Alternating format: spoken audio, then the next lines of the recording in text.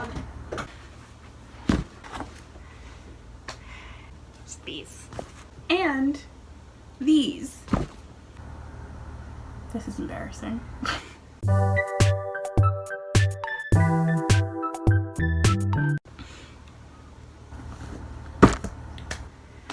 Okay, so welcome to my YouTube channel. You know what? The corona finally got me. I have been toying with this idea literally since I was 14 years old. Miss Rona has been here for the past 3 months and I am bored. I just finished school. I just finished my second to last semester of university.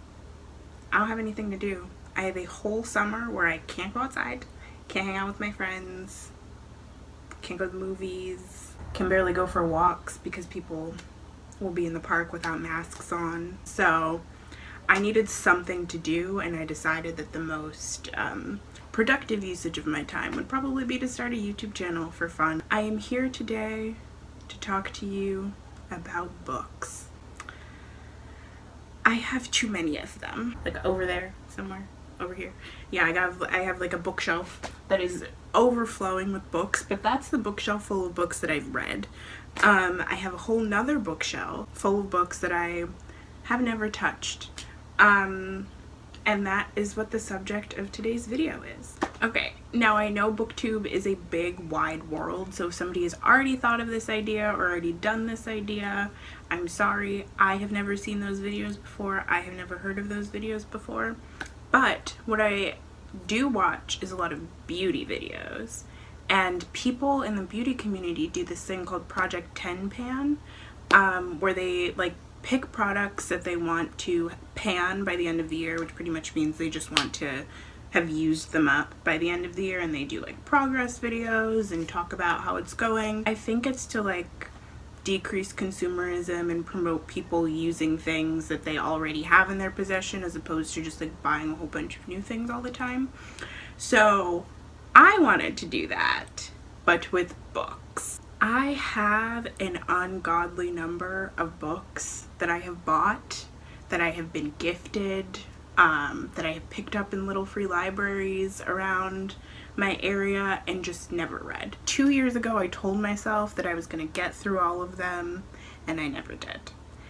And so I want to make this video and make a video series as a kind of accountability measure for myself, to force myself to read all of these really cool books that I either bought or that somebody like thought about me in a bookstore and was like, hey, Neida should read this, and gave to me. What I'm going to do in this video is go through the rules that I have set for myself, the books, and the 5 that I'm most excited about and the 5 that I am least excited about.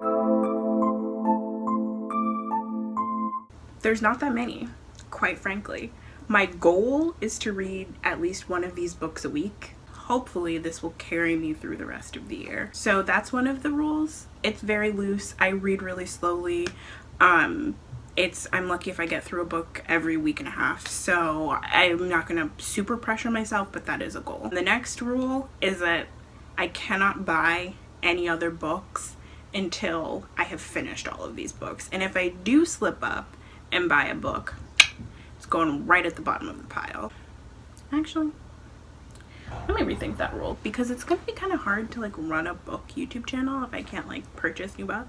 We will be revisiting that rule and seeing how I feel about it, but I'm trying to limit the amount of books that I buy this year, just so that I don't end up in this exact same situation 4 months from now. My final rule is that I can DNF books. So DNF is like a term in the BookTube world of like, I think it stands for did not finish, but it's pretty much when people put books down and they're like, I am not getting through this, I can't finish this. So I'm going to give myself 75 pages, and I say that because I DNF'd one book after over 100 pages, but there's another book that I got 50 pages in and I was like, oh, I don't like this. But then I read the next 25 pages and I was like, wait, maybe I do like this. So I'm gonna give myself 75 pages to decide if I like a book or not, and if I don't like it, I'll put it down, it'll go in a pile, and I'll talk about why I decided to DNF that book.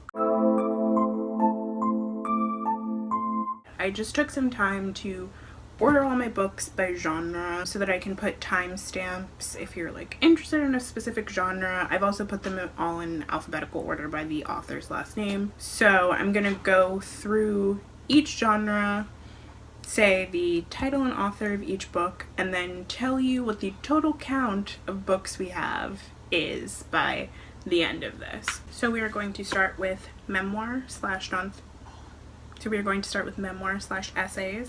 The first book I have is We Are Never Meeting in Real Life by Samantha Irby. I bought this in England when I was studying abroad last year, and I just never finished it. Then we have Negroland by Margot Jefferson. I've never read this book. I don't even remember when I bought it, but I bought it and I own it, so I'm gonna read it. We have On Writing by Stephen King. Operating Instructions or Journal of My Son's First Year by Anne Lamott. And Men We Reaped by Jessamine Ward. And this was a gift from a friend, so excited about this. Next, in the nonfiction section, we have, I guess, like informational books. This is the book Uncivil Wars by Sandra Messenger Cypus. It's about like a writing feud in Latin America. I think it takes place in Mexico in like the early 20th century. So I picked this up at like a book sale for $1 and I just never read it. And then we have The Tale of the Dueling Neurosurgeons by Sam Keane. I took this from one of my friends a long time ago and I still haven't read it, so I kind of want to read it before I have to give it back to her. And then next we have An Edited Life by Anna Newton. Anna Newton is one of my favorite bloggers. I actually saw her talk in Amsterdam a year ago. Oh yes, she signed it. It says, "To Neida, love Anna, X." Oh, she was so sweet and really kind. And so I read some parts of this book, like the parts that pertain to me the most, but I haven't finished it, so I really want to finish it. Next, we have liberation books, which I just like pick up sometimes and then don't read. But I do want to read these actually because they're like historical and that interests me. I'm a history minor at university, not that anybody asked about that. The first book I have is Black Against Empire by Joshua Bloom and Waldo E. Martin Jr. This is about the history and politics of the Black Panther Party. I bought it at the African American History Museum in DC in their gift shop, so I really want to read this. The next book I have is The Pedagogy of the Oppressed by Paulo Freire. This is a Brazilian author writing about how education is the key to freedom. I read an excerpt of it for a class once, but I want to read the whole thing. And then finally we have This Bridge Called My Back by Cherry Moraga and Gloria Anzaldúa. It's like a seminal queer, feminist, women's studies, ethnic studies text, and I really would like to read that and get through it and like make notes in it and stuff. Yes, so that is all of my nonfiction books that I have to read. So the next category that we have is, I think it's young adult. Yeah, it's young adult fiction. And a couple of these I've already read because I've always been a really big fan of YA. I feel myself kind of growing out of it right now, but I still pick up YA books. I still read YA books. I'm still interested in them. This one I actually just finished. It's Lay on the Offbeat by Becky Albertalli. We'll be hearing about this in an update. A Study in Charlotte I also started. This is by Brittany Cavallaro. Also stay tuned for that update video to hear more about this. Percy Jackson and the Olympians, The Sea of Monsters. Also just finished with this. This was a reread and I'll let you know my thoughts in that video. This I think might be miscategorized, but kind of. This is Snow Falling by Jane Villanueva, based on the TV show Jane the Virgin. I used to love this show and my friend gave me this as a present, and so I'm excited to tuck into it. Finally, we have Codename Verity by Elizabeth Wayne. I have no idea. But this is a really interesting YA set in World War II. My friend, my best friend, has been telling me to read this book literally since I was 14, and I am 22 now. So I have to get through this and finally talk to her about it. The next category we have are classics. I am not the hugest fan of the like 18th, 19th century classic novels about like people getting married and rich people problems in England. It just doesn't speak to me. I don't really like Jane Austen.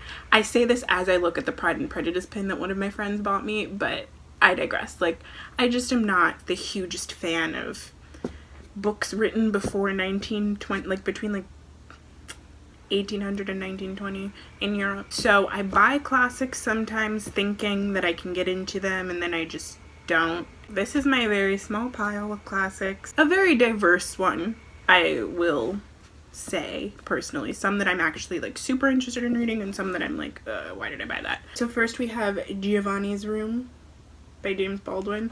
This cover is beautiful to me. I bought this in England when I was studying abroad. It's like so short, but I really should have finished it by now, but I just haven't. Next we have Peter Pan by J.M. Barrie. This is my partner's favorite book, and I promised them that I would read it if they read my favorite book from childhood, which was Emmy and the Incredible Shrinking Rat.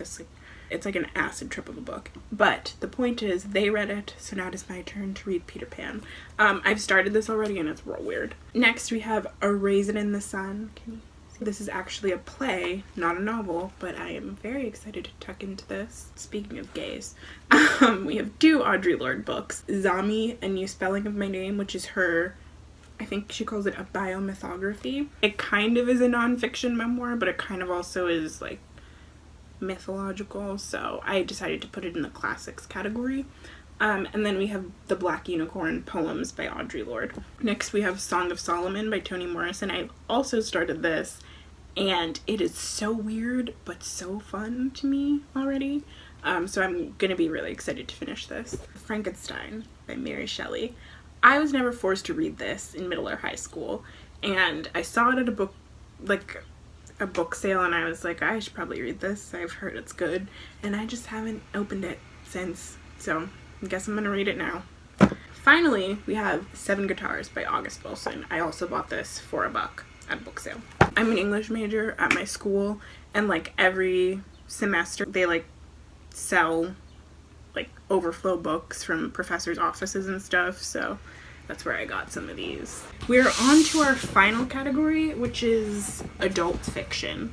And this is by far our biggest category. I wonder if it's actually the biggest or if the books are just bigger.